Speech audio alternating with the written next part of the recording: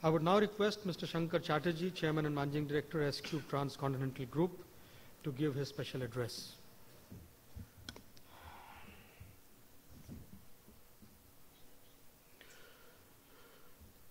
Good morning, ladies and gentlemen.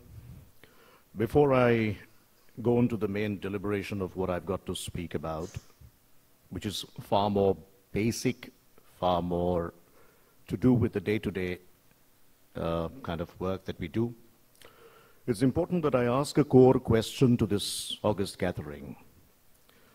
How many of you are actually representing the users in this forum? The users means the people who we serve as an industry of logistics. I can see Dan Little there. 2, 3, 4, 5. This, to me, is the first and the most fundamental problem that we have in this business. People who we serve, people who we work for, normally do not attend these sessions.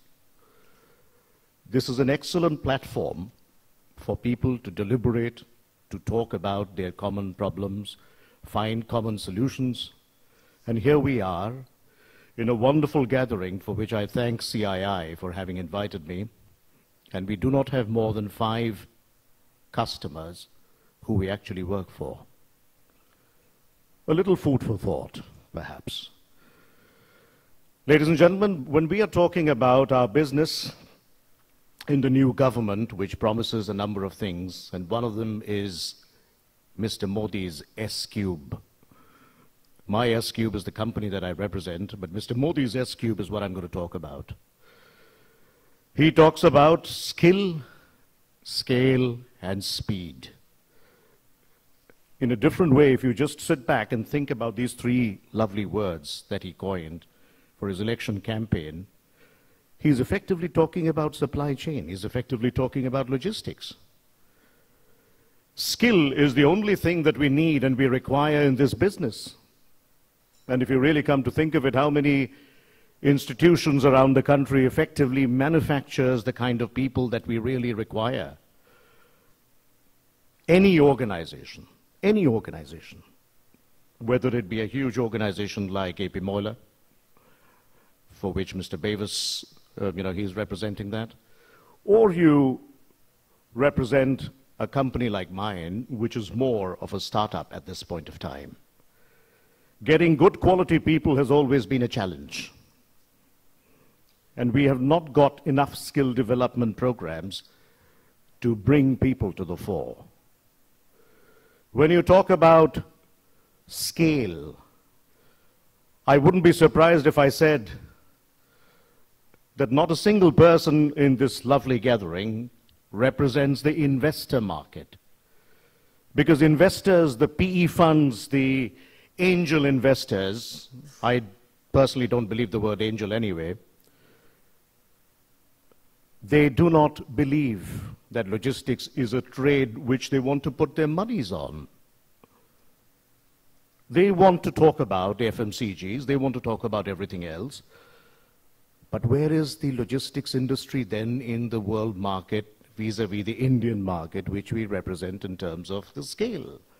One thing is to be very romantic about this business, and the other part of it as a reality is that how do we visualize this business in terms of how do we grow without the money? Every single customer today are looking for credit periods ranging between 30 days if you have a good customer to going up to 120, someone said 180. Who will discount those bills? Which bank? Where is that banker here? This is a genuine problem of the word scale, and no company, unless you are a huge company already, has the potential to scale up unless you have investments coming into this business. Let's talk about speed. This is the essence of this business, speed. But the word speed should not be in isolation to what we call safety, security. We've got to make sure that whatever we do it safe. The problem in a country which has got billions of people, if you go down, we don't bother. The trucking companies do not bother about the health and safety, unfortunately. And the question is why? It takes that little money to make sure that you're safe. I've made presentations the world over where the customer says, oh, you can glide down that page. That slide is not important. Ladies and gentlemen, that is the most important slide, and that is about speed with safety. So the S-Cube, which Mr. Modi dreams about, is so relevant in our business, and I think this should form the cornerstone of what we are here to do today. Let me just go through a couple of quick slides without taking too much of everyone's time, because there are other speakers waiting there. What am I going to cover? We've got to see, where do we stand in the world market? Where are we as an emerging market today? And in terms of logistics, what's our space? We would then like to go into figuring out what are the potential remedies. I've actually charted out 10-point chart which will help possibly inspire our thinking a little bit. Let's talk about, lastly, a few slides which I've called my horror story. I want you to just glance through them before I go forward. Before I move on, this is a very important slide. If you see, there are 160 nations in the world which are in the World Bank's chart in their radar of calculations. These 160 countries ranks us as number 54. The Germans, besides being good in their soccer, ranks number 1. Netherlands number 2, Belgium number 3, and the English, I hope Mr. Bevis does not mind me saying this, despite not having too many projects, number 4. I've had so many opportunities where people from the West have actually come and told us how horrible our health and safety procedures are and so on and so forth. And I had to tell one of these genius who called himself an expert in health and safety matters that, you know, my dear friend, if we were not all of this, you wouldn't have a job for yourself. At the end of the day, we have a method in madness despite all the problems that we go through. And this is what I want you to believe. Look at this chart. It actually tells you that today, any country which has actually believed in outsourcing their activity of logistics, which is not their core competence, I have not been able to still understand that why the large conglomerates who are manufacturing steel or manufacturing power, they would be having 60-odd people sitting in their logistics department doing what? Doing what? These are the people who should be effectively being outsourced, while they're strategic people. If you go and ask any one of them, next 5 years, could you give me your logistics strategy in your company? What do you wish to achieve? They will be looking onto the floor or possibly the ceiling. They haven't thought about it because they're running after trucks and trailers entire day. So we need a paradigm shift in the way we think, ladies and gentlemen. We have to think that logistics people are not only talking cost, they also add value. This is an unfortunate situation. This slide sums up the presentation of mine. This shows that in any project, logistics is only about 4%. If you do a bad job, maybe 6 to 7%.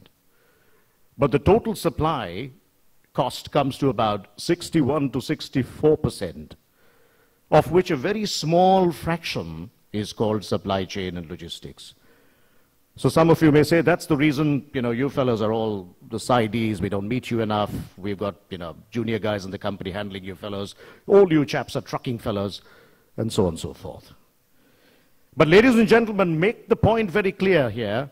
If something goes wrong in the supply chain, the entire project goes for a toss.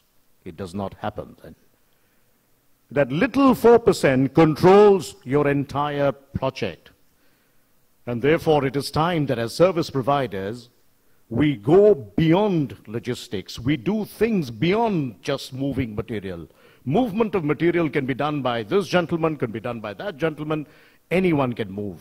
But how you move it, the quality with which you plan is what makes the difference. And that is what I believe is the essence and the cornerstone of what we do. If you look at this, 72% of the world population in the target are actually believing that the emerging markets are actually going to grow. If you look at this, this is a very interesting chart for the world market. Those of you who hail from the other parts of the world, the emerging markets have actually contributed to a growth of 6.2%. The US economy did 2.9. It's improving, which is a good sign. And the Europeans, they need to take a few less holidays and vacations. They're growing at 1.4%. This, to me, is a very interesting chart which tells you that in spite of all the problems, we are still doing well. We are still here to grow. Look at this. Between the Asian countries, Asian third world economies or whatever else we are called as, 58% growth, for heaven's sake, 58%. South America, 25%. So you're looking at 83% of the world's growth coming from just two broad markets. And India is not doing that badly. We are still number 4 in the entire world economy when it comes to the emerging markets. Ladies and gentlemen, in this point, in this particular slide, I only wish to say a very important point remains that change the way you think when you look at service providers. Make them your partners. Make them people who will be a solution to your success. It is important to be a big name, but it's far more important to have that one man who could bring in value. The name is only a little facade at the back. It's the way a service provider today serves, he supports, and he simplifies. These are the 3 buzzwords of my company. This is the last slide before I show you some pictures, which can tell you that when we talk about the 10 C's, no Philip Kotler, no management books have written this slide. It is all a manifestation of my 25 years of experience, ladies and gentlemen. The first point is we need companies with commitment, people who commit themselves to this business. We should have corporate governance, which is very, very fundamental and unfortunately not looked at seriously. We need to build consortiums. If one company says, I can do everything and I'm so big and I'm so great, he is not able to do justice to your job, take my word. We've got to have the ethics and compliance is also in place, and in so many words. It's very important that the whole plan of the corporate governance is also supported with compliance and comprehensiveness. You're looking at competitiveness and cost advantages, which is nothing but a manifestation of what we had to say in all of this. Very important is the company's credentials and the captains of the organizations. If the captains of the organizations are the ones who are leading the venture, they've got to be first upright and do things which are right. Today, we have come into a phase that many organizations do not, unfortunately, award businesses on merit. And this is a very serious problem, ladies and gentlemen. It's high time we stand up and speak for ourselves and say, we will gain business only on merit. But the essence of this entire chart, these 10 C's that I call it, is if you want to change, you have to actually want to change. Otherwise, the change will never, ever come. And every change starts from within. And I think the whole day's program today, Mr. Chairman, I think could take the ethos of this particular word, that if you want change, first you need to want to change. A few little slides which will tell you the brilliant jobs sometimes where health and safety has not been adhered to and what can be the consequence. This is a very interesting slide. After keeping a cargo for 9 months in the corner of the road, they actually called the television and all the media channels to prove that how brilliant a job it was to just resurrect the cargo and move again. But why did they get into the mess in the first place? Unfortunately, in our business, no one is ever wrong. Everyone else is wrong. And this is time for us to believe that if you wish to do well, plan better, do better. And with these few words, I thank you for this lovely opportunity. Thank you, ladies and gentlemen.